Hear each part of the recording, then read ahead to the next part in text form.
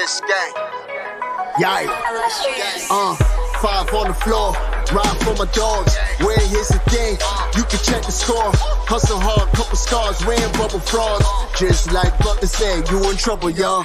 Kept the floor playing, got it all banned. Y'all seen the block, stop with one hand. And Pat we trust, it's power, have the guts. We're here to bring the heat, y'all can hang it up. Welcome to 5 on the Floor, a daily insider show on the Miami Heat and the NBA, featuring Ethan Skolnick, Greg Sylvander, and Alex Toledo, plus others from the 5 Reasons Sports Network. Welcome back to 5 on the Floor Live. I'm your host, Greg Sylvander. Tonight's floor plan with me, Brady Hawk. You can follow him on Twitter at BradyHawk305, and Alex Toledo. You can follow him at Tropical Blanket. We have Manny Chang on the ones and twos here. Tonight's floor plan, we're going to dive into game 2. The Heat obviously do not go up and get both games because we got to get greedy, y'all. But they came close. 111-105 was the final score up in New York. They lost game 2.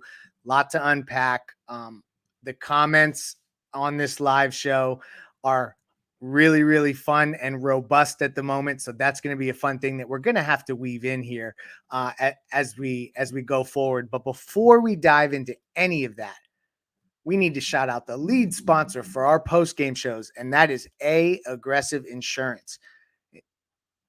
A Aggressive Insurance is an insurance broker agency that's been servicing all of South Florida for over 15 years, offering auto insurance, homeowners, condo, life insurance, even retirement programs, free notary service to all clients. They represent the leading insurance carriers in all of South Florida. So if you have a bad driving record, no problem. No driver is refused. Call 954-581-8800. Again, that's 954-581-8800, A Aggressive Insurance, or go to insurancebylynette.com, insurancebylynette.com, A Aggressive Insurance. You see it. That's where you need to go for all your insurance needs. Okay. Fellas, that was rough because there were moments there late in the fourth. They came close. This is where I'm starting, and I don't care where anyone else wants us to start. This is where I'm starting the show. Scott Foster, it was unacceptable. Some of those calls. The foul where they basically said that he had already released the shot in the corner there. I think it was Brunson who was taking the 3 at the time. That was completely ridiculous. There were a couple other calls that were just upside down. I felt like the Heat came out on the wrong end of that. But I don't want to necessarily make it about that because they had the chance to impact the game, and they just didn't quite have enough. There's something sticking out like a sore thumb in our comments. So if either of you want to talk about the refs, please do. But I'm going to start here with just a few. Bam played like Butler and Hero were. That was not the right comment I wanted to read. It's basically a lot of Bam Adebayo frustration. Alex, Brady, whoever wants to take it, talk about Bam Adebayo's game tonight.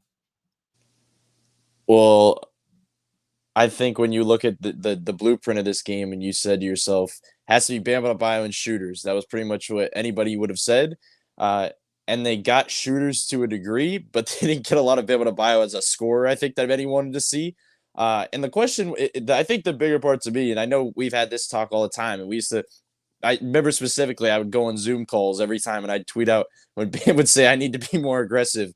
And that would just get a ton of quote tweets because everybody loved hearing that after every game. But they needed more than 10 shots tonight. They just did. Like in a game like this, it felt like when a team is getting blitzed out of their mind, it felt like out of these every pick and roll, and a team that just does not have Jimmy or Tyler, they needed him to be, I guess, more of an inside hub. And he was a hub, but he wasn't a hub as a scorer. And that was kind of the issue. And that was kind of problematic. And I said down the stretch, like you said, it's not all on the kind of the bad calls, but like they put themselves in position to not need a closer almost. And what I mean by that is they had that 6-point lead cushion. All of a sudden, there's that quick turn. Now it's a 4-point play, goes in the other direction. Like they kept putting themselves in position to keep it in a certain direction, and it would just turn. And it's like this team tonight does not have the facilities to like be in that closing position, because as much as we talk about not having Jimmy, Tyler has been that closer as well. Tyler's been the guy to put that on himself to make those plays. And yes, Bam's your second best player, your franchise player. He should be able to close games too, but it's just a different type of go-to guy. Like it's a different scenario that is not what you're going to go to late in the game. But look, as much as we're going to talk about the negative part, I know we're going to kind of go into the other stuff later, but like they put themselves in a position when that play, when the ball went off the rim and Gabe got that rebound to put it back up, it was about to be a 1-point game. And that is a totally different game. It swings down the court, 3-pointer. Now it's a 4-point game. Like that stuff's it's just hard to overlook. Like it felt like this team, when they were shorthanded, kept putting themselves in a decent position, but they just couldn't make that breakthrough, I guess, under 6 minutes to go because things just kept not falling their way. So as much as I know you asked me about Bam, but if there was one thing that stood out to me about Bam, it's just that even when other guys have it going, like Gabe, like Max, like Caleb, you still cannot have only 10 shot attempts. Yeah, I thought that was the thing. If we're going to be critical of Bam, it's of the field goal attempts. He was at his number on Prize Picks. Use the code 5FIVE to get your initial deposit matched. He was at 13.5 field goal attempts is what you told me you got, Brady Hawk, right? And it went up to 15.5 when Jimmy was out. It jumped up to 15.5, just to show you what the market was on Bam Adebayo field goal attempts. He had 10 field goal attempts. He did have 7 free throw attempts, made 5 of them, did some other stuff, had a decent enough floor game. Alex, you pointed out during playback that he was having to catch so much higher up, and they're playing him so much higher up, the Knicks are. What can they do to combat that? Like, how can they get Bam downhill more? They didn't do him many favors tonight. Obviously, I think that this was all with an eye towards Jimmy being back. So this may be an isolated scenario that I don't think we should overreact nor overcorrect towards. But what could they have done differently to try to get Bam going? Or is this more about him kind of taking the reins and being aggressive? Because I think that there is some schematic elements to this. I think it's a little bit of both, and I'm gonna try not to sound like a broken record when it comes to Bam because there's some nuance to this. So this is obviously a different dynamic than the way that he was defended in the Bucks series. We talked about this on Playback. Of course, check us out there every game, playback.tv/5RSN. We were there all game again. It's a good time with everybody, through the ups and the downs, all that. Anyways, the Bam thing is 50-50 to me. It's two sides. I think I always come off as defensive to everybody who wants to blame Bam for everything because I think it's a little bit unfair. He needs to be better. He needs to get off more shots. All of that I agree with. However, the Knicks packed the hell out of the paint, and the Knicks are playing him high up. So if he's seeing the multiple bodies on the floor, I think that's kind of how you end up with these 10 field goal attempt games, 6 assists, 1 turnover games. Bam is never going to look as himself as the first scoring option. That's kind of where I think the problem lies. I think it's been kind of a running thing for years now because they don't necessarily empower him consistently as a scorer. They have to put him in positions where he can get downhill because since we can all acknowledge that Bam Adebayo is not on the same level offensively as a scorer as Jimmy Butler, you've got to make it easier for him, especially, and I think specifically when Jimmy is out in the playoff game. I think you've got to make it easier for him because we know that he's not going to be able to come up with one-on-one looks anymore. Like, he is not that guy. If we can all agree that he is not that guy in the comments, if everybody is hating on him, then what is the hesitancy in making it easier for him? I think you have to, there was one play, I think there was once or twice where they had Max or another screen for him low, and I loved it. I went crazy on Playback because I think that's an easier way to get him downhill, especially when you have the big playing a little bit higher up. You still run a low screen and you try to get him going downhill, try to scramble defense, pass from there because they're going to pack the hell out of the paint. Other than that, you saw a cross screen late in the game where they were trying to get him with kind of mid-post, high-post position where he can get into his face-up game. I didn't see nearly enough of that. That's his game. Sure. That's where he can get to his buckets. We know that he loves that mid-range shot, but everything can't be one-on-one contested mid-range shots. So that's been my thing with Bam for years. I think especially in a game without Jimmy, you have to find easier looks for him. So yes, Bam has to make himself more available. He has to actually try to drive past dudes and collapse the defense more. That's where I think you really needed to see more from him there. But because of his deficiencies, because of him never being that guy as a scorer, because of the way that he's averaged 20 to 21 for the past few years, with mostly looks that are fed to him. Make it easier on him. Just because Jimmy is out, he's not going to just walk into 30 points a game. We know he's not that guy. And I mean that in the most positive way. Bam is an incredible player. He is not that guy as a scorer. Make it easier for him. That's where I stand. I think you make a compelling point. And I also think we should acknowledge this. And Brady, I'll come back to you here, is that the Knicks, I mean, they shot 40% from three, 45% from the field. And basically their best three guys, RJ Barrett, who I've been really tough on. He was 8 of 17. Julius Randle came back and was 8 of 18.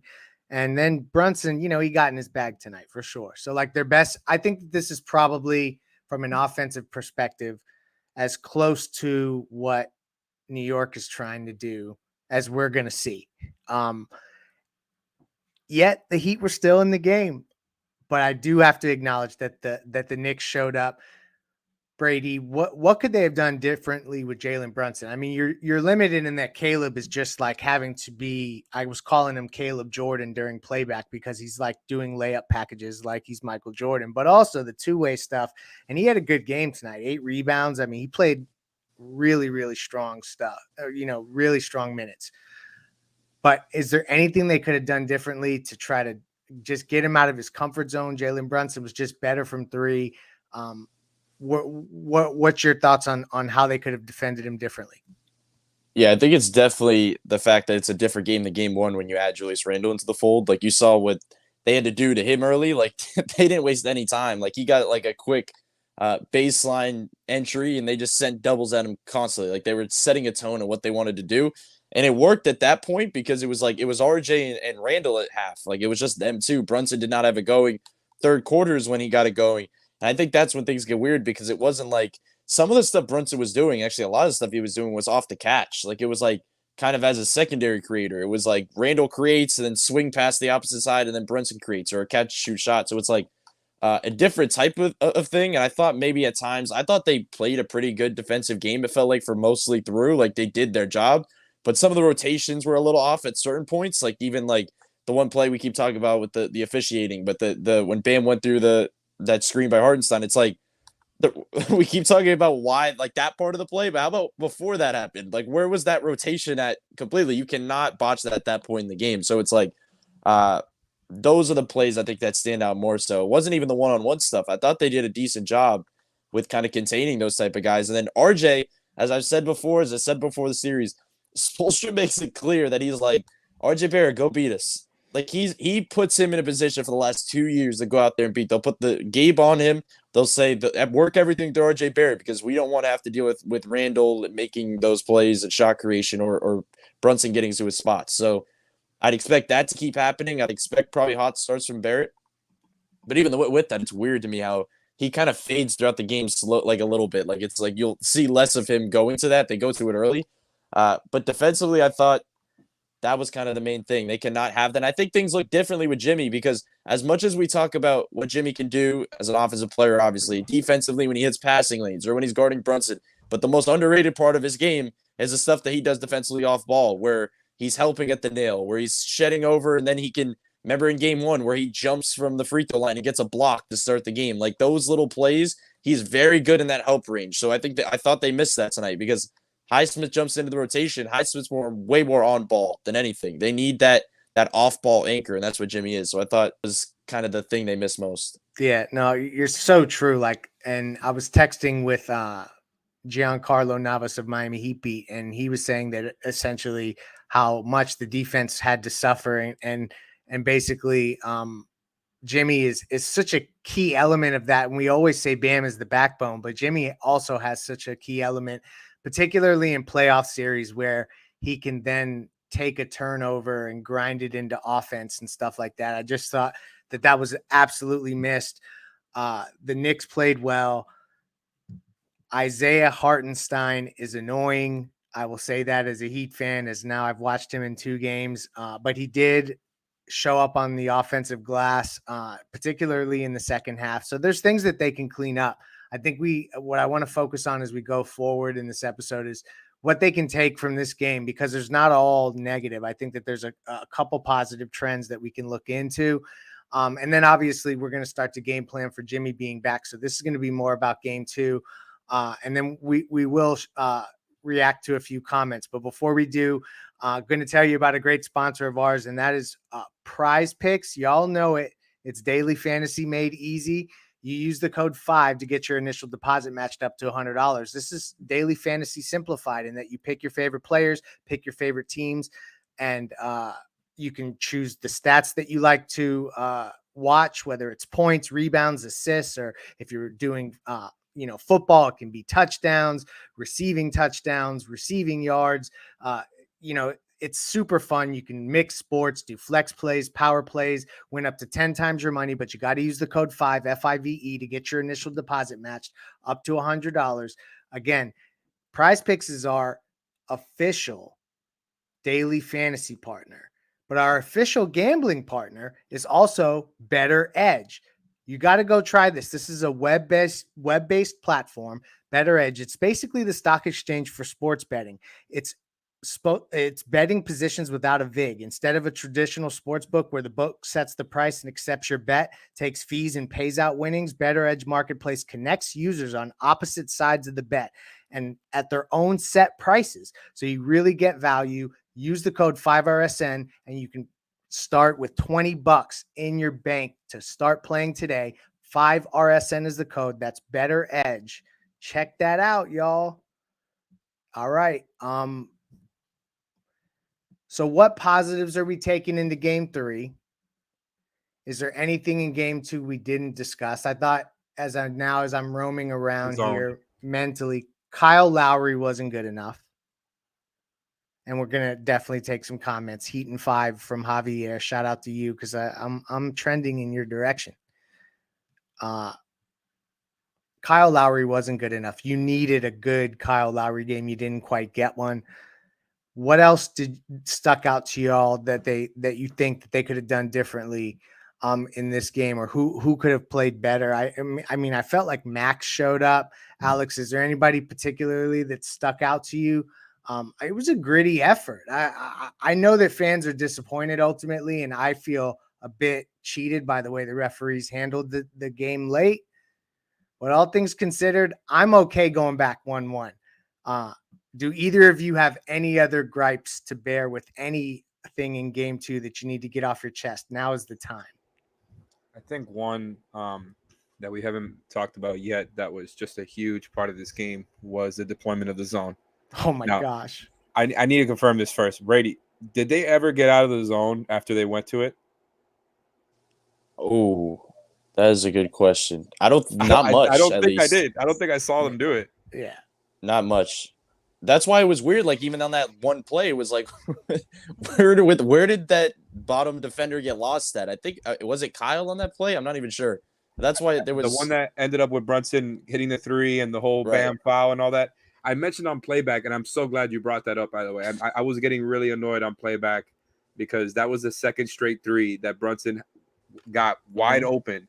Because at one point in the sequence, defensively, they had went out and contested or gotten close to close out on Josh Hart.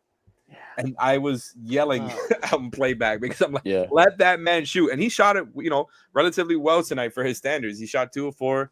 That's good if you're a Knicks fan. But in general, both of those plays ended up with Brunson taking a wide open 3. And that was kind of where I got annoyed with them because I thought otherwise they really executed well out of the zone defensively. I think it's a similar game plan to what they were doing, just completely different execution, where it's the same thing as far as like you're trying to wall off the paint. You're trying to make them, take contested middies and kind of you're conceding the threes from their mid to non-shooters. And I think it's I understand why Spo did it, but he held it and kept it going for so long. I thought that was really bold by him. Not a huge fan of that. I like the way it worked for most of the game, but I think those couple of breakdowns where, a split-second decision where a Duncan Robinson is going to close out on Josh Hart, makes the guy next to him recover, and then that's how Brunson ends up wide open on a 3. It happened 2 times in a row. I don't think we're going to see, 3 straight quarters of zone again if Jimmy's back. And I do think you really missed him in so many ways tonight. It's obvious to anybody who watches the Heat, but when you go and look at the shot chart, like things were so even. The half-court offensive rating was almost even. The Heat only made one more three. Tonight was a night where you needed it to be like kind of game one where you finish with 6 more threes than the Knicks, even though you didn't necessarily shoot at a high percentage. Finishing one more is not good enough on a night where you're missing Jimmy and Tyler, and they have everybody. From the mid-range, the Heat shot terrible, and that's usually somewhere that they do pretty well, and the Knicks did really good. The Knicks shot really well from the mid-range tonight, and I think that was just them, making shots that they don't mind taking. Even if the Heat are willing to give them up in the zone, they did a pretty good job there, and the Heat ended up with 7 more made field goals at the rim than the Knicks. So, again, I feel like they kind of got the shots that they wanted the Knicks to take out of the zone for the most part. A couple of breakdowns at the end, a couple of bad calls from Scott Foster, and there's the game. And that missed wide open Kevin Love 3, I think that would have been the one for them to really stay in that game. Had it gone in. And the out rebounding, Brady, like 50 to 34. 16. That's a huge number. We can't run from that. Zone. That is partly the fault of the zone. Like, you can't expect Bam to box everybody out. Like, the whole point of zone is you're covering a zone of ground. You're not covering one man. A specific person, yes. So I think people get frustrated seeing the rebounds and Bam's low rebound count. It's like zone is a complete team coverage, man, and you can't box out one guy. That's the things you concede: offensive rebounds and threes. We just got a $4.99 donation from Anand P. So I want to read this. It says, "I hate to be that guy, but it seems our offense is way better without Tyler. Ball isn't sticking, moving forward. Everyone's involved." Any truth to that, Brady? You feel like the offenses look better? I feel like sometimes this 3-point shooting variance can make everything look better. And I don't know if that's more where I attributed it, but what's your take? My take is they could have used him tonight. They could have very much so used Tyler Hero tonight. And I thought about this before the game, and I was thinking to myself, like, if Jimmy was out, and I was like, in this scenario where you need like that alpha guy in the guard, and Gabe and Caleb were actually ended up being these alpha guys anyway, but they needed like that type of guy. And then you get into game 2, and I'm looking at this game down the stretch, and I'm like, man, they could have used Tyler right here, where just to kind of create some decent offense down the stretch, get them out of that grind that was what they were in. It was like you knew what they were going to get to. It was either a Bam mid-post touch into a handoff or a pick and roll of some kind. It's just like the Knicks knew if we knew what they were going to do, the Knicks knew what they were going to do, because there was just so much to what they were doing. Like there was so much of Caleb slashing that was going to get them by. There was only so much of Gabe's high-level shot making that was going to get them by. And credit to those guys, because I don't think we've mentioned that enough, because they really did play well. The fact that what Gabe is doing right now is incredible. The shot making that he's been kind of carrying the offense in that way has been huge. Caleb, I thought, replicated the rim pressure from Jimmy really well. Like, he totally put that on his back fully. And Max had a good game. I think he was 4 or 5 from 2, and he was 7 of 12 total. Like, he had a pretty good game as well. So you have those 3 guys kind of carry the load in that way. But to answer the original question, I guess it's more so talking about with Jimmy. I don't know. I feel like you add him into the fold of the, like, even those slots where he's not in, he takes over those shots. It takes a little pressure off him in that way. Then you slide him off ball, and the 3-point shooting already is looking good. And you add probably that was your best 3-point shooter in the regular season, off ball or on ball. So I don't know. That feels like a 5 on the floor off season topic that we're gonna probably throw out there just for one of those days. That's what that feels like. True. But absolutely. But in terms of this game, I will say, you mentioned the rebounding before, and it was weird because it's like they get out rebounded by 16, but they didn't even get killed in the offensive glass that much. Like, it wasn't even like, I think it was, 8-11. So it was not even like that crazy of a deficit there. But I will say the one play from this game that I thought flipped everything was the longest possession of all time, in which they just kept getting offensive rebounds and fouls on rebounds. And it went over and over. And that was the moment. That was the demoralizing moment that killed all momentum that they possibly had. It was like, it was wild. Like, how many times did they just keep getting a new opportunity, and they could not capitalize either. And that's when the momentum shifter could have been. It's like, finally, after another miss, they go down the other direction, but then finally they capitalize. So I don't know that. Yeah, it was at least 5 possessions. That was at least, I think it might have been more. But yeah, I think to your point earlier, I think they needed a little bit more. It's funny because we talked game 1. It was all about Kyle and Kevin Love. And I thought they could have used a little bit more from both of them tonight. If we were to kind of pinpoint 2 other players other than Bam that we already talked about, they could have used a little bit more from both of them. And if Love doesn't shoot 25% from 3, if I thought Kyle was at least getting them in a decent offense down the stretch, better than what they would have gotten otherwise. But like I said, Kyle forcing those floaters, forcing those passes to Bam is still, it's just not a closer at this point in the game. Like when another team just has two guys that can do that, what they were doing on the other end. I expected more from Kyle, more pull-ups, just more general being involved in the offense, either with assists or points, one of the two. Julian, thank you. Julian Gonzalez, thank you for the donation as well, $4.99. We appreciate all of the super chats that come through. I also, before we close, want to mention that Max Strus looked like he hit his tailbone, so that's something we need to watch here with this break. He came back and played. And then Caleb Martin took a spill into the bench late in that game, and it was hard to see it as the broadcast went. And so I just want to acknowledge that I think we also need to watch Caleb Martin just in terms of how he feels. The good news is they have some days off here. So this was kind of the plan with Jimmy, but I think some of these other guys are going to be able to benefit from that. This was the Knicks, their best three players playing as good as they can play. The 3-point shooting was a complete 180 from the last game. And this is what happens. And it's a dogfight of a series, but you got your split. You gain back home court. So ultimately, it was house money in game 2, regardless of the expectations that had shifted. No Jimmy Butler, all things considered. I'm still feeling good about the series. Do either of you gentlemen feel different? Did anything about tonight make you lose any amount of guts? Alex? I was going to say I watched Jimmy on that sideline at the end of that game. I watched him sitting there just nodding, smiling, waving to the fans in the arena. And if any fan that was watching that game walks away from that game feeling bad about this series, like I'm not saying this series is wrapped up in any way. It's 1-1. They have to take care of home court advantage. But in terms of a decent feeling, I think you're feeling good about Jimmy providing that energy. If like Jimmy's kind of getting in that mode where now he's taking things personally, when he starts adding chips to his shoulder, when he puts that chip on his shoulder and just keeps adding them and adding them and adding them, you start feeling better about it. And if now he needs to take care of home court advantage, and then those fans that he was just waving to in the Garden, he has a chance to wave goodbye to them completely in game 5 if he does his job at home. So that's going to be the interesting part. But Jimmy providing that energy has to make people feel good, because watch it. And I think the other part of this too is Jimmy watched this team, and we could say what we want about Bam and certain guy or Kyle not playing up to the level. He watched this team go out there and absolutely fight. Like most people did not even one bit give them a chance in this game. No. And a lot of those guys went out there and just really just absolutely fought to the end of it. So it's like Jimmy's seeing that. Like, I think he's going to go out there and do some of the things he obviously did in that first round. Yeah, no, I agree. And also, I mean, the line extended to on Better Edge. I saw it. It closed at 10.5 that the Heat were underdogs tonight, 10.5 point underdogs. And so just to put it in perspective again, on the road, 105, 111, per Eric Reed in his recent guest appearance on 5 on the Floor with Alex and Ethan. This is now the second time that the New York Knicks have scored 100 on the Miami Heat in the playoffs. Thank you to Insurance by Lynette, Aggressive Insurance.